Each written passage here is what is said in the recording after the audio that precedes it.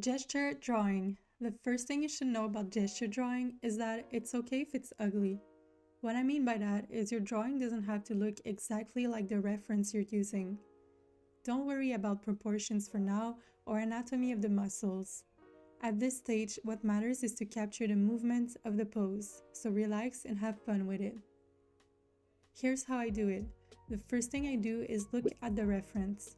Taking a few seconds to look at the pose helps to get a feel of the weight balance and movement of the body. Now you can identify what the main shape is. It will usually be either a C or S shape. You could come across straight line shapes in some poses, but that usually means the pose is pretty boring, so just try to avoid those. In this case, I'm going with a C shape that follows the side of the body all the way down to the leg. Then identify the weight-bearing leg. This will help you imagine how the weight is distributed and how you can move the body so that it looks like your character can stand without falling over. After that, it's time to pay attention to the skull, rib cage, and pelvis. Those three parts will tilt in different ways depending on the pose. Here you can clearly see she's looking down, her rib cage is facing towards us, tilted to the right, and her pelvis is facing to the left and slightly tilted.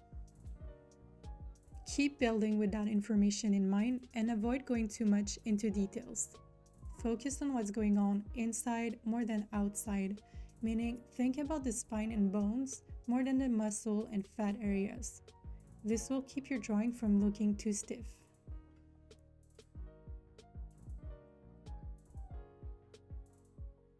Contour lines will help show volume and direction, so definitely use that in your gesture drawings. Choose the orientation of the contour lines to communicate if the shapes are moving towards us or away from us. Finally, don't hesitate to change the pose, move the legs, arms, or body to see what happens. Hey, have you ever dreamed of being part of a VIP group? Well, this is your chance. For free, you can join the 24 subs on this channel and be part of a very select group. Like this video and subscribe if you want to join our elite art club. Alright, let's do another one. Here I'm starting with an S shape because we have a very obvious twist between the rib cage and pelvis. She's looking down, the rib cage is turned to the left, so we see the left side of the rib cage mostly. We see the left and back side of the pelvis.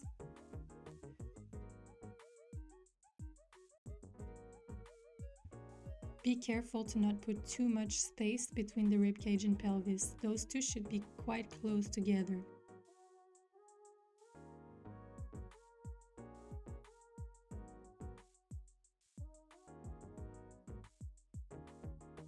Drawing the shoulders can be very useful to show the position of the body.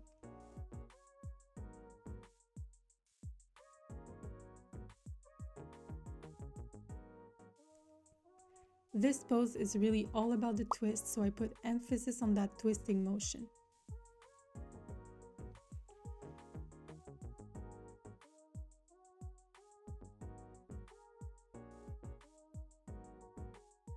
Okay, next one. This is a very interesting pose. The whole body does a nice C shape. Weight-bearing leg is very clearly the right leg, and it makes her right hip go slightly up compared to her left hip.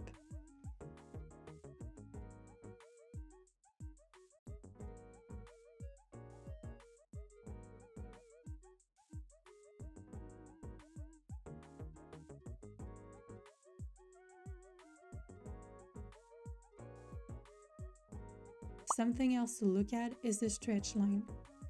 Every time you have a big movement, you'll find a stretch line, and to the opposite side of the stretch, you'll find a pinching motion.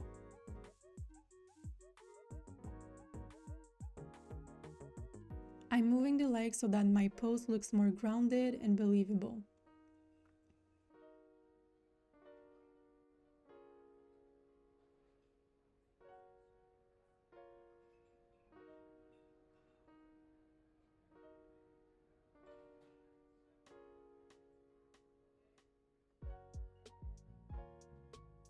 Left leg is moving towards us very clearly, so this is where contour lines are really helpful.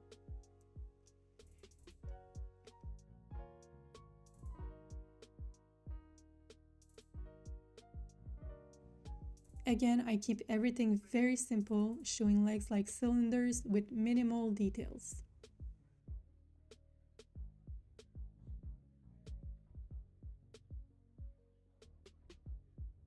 I wanted to finish with a sitting pose, as the rules are slightly different here because you simply don't have the same idea of a weight-bearing leg.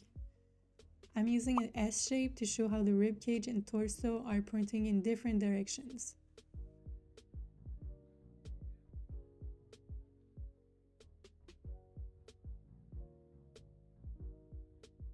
Because we're in gesture mode, ribcage and pelvis can be drawn as two simple oval shapes.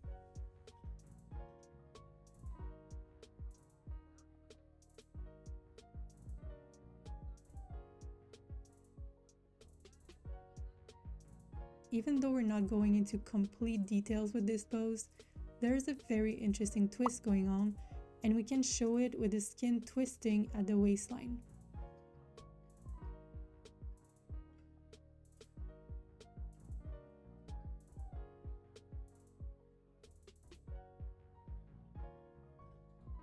We're not even thinking about drawing fingers at this point, so keep the hands very simple, focus on the movement of the palm.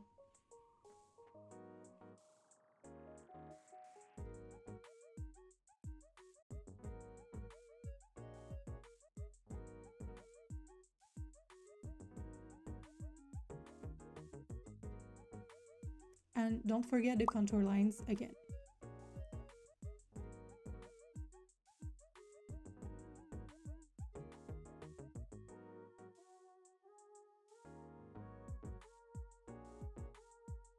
Adding hair can be a nice way to add some movement to your drawing and finish up your sketch.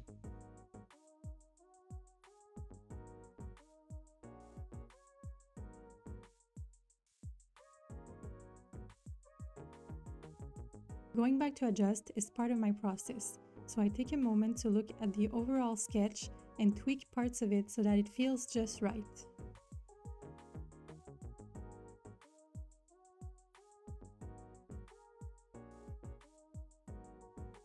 Skull and face is represented by a sphere and a mask kind of shape, which helps to show in a very simple manner which way the character is looking.